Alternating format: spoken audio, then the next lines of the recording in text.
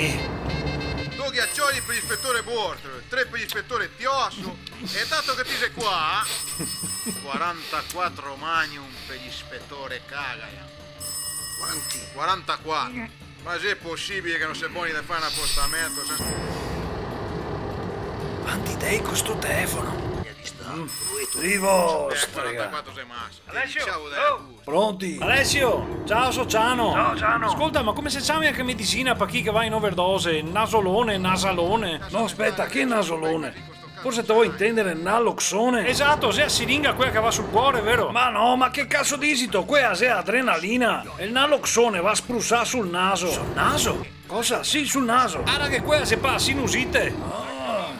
E ora il naloxone, se un antagonista o piace oppure, basta spruzzarlo sul naso. È una roba che si può farsi anche da soli. Ma come fa a farsi da solo se sei in overdose? Te che a fare a te che ti sei suo amico? No, te che affetti che qua è una tosa, va. Te che una in overdose? Guarda, se una in overdose che deve mangiare tanto pesante. Un'altra, già a quinta sto mese. Dai, muovete, porti qua che salvemo, dai.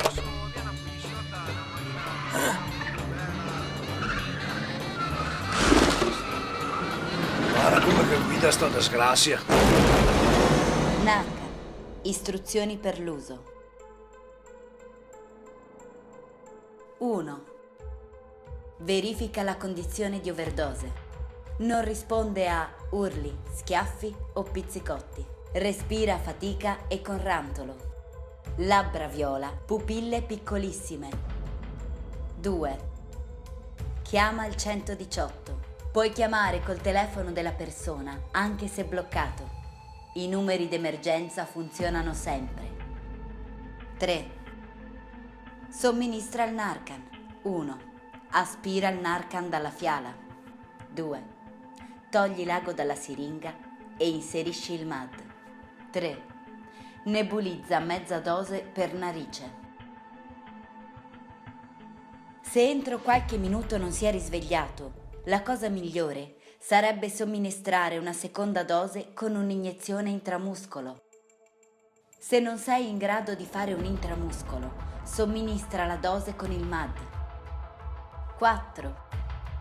Attendi l'arrivo dei soccorsi. Posiziona la persona sul fianco con bocca e naso liberi e attendi i soccorsi. Ricorda che la persona al risveglio potrebbe avere dei comportamenti aggressivi o essere molto agitata. Sito, fuori!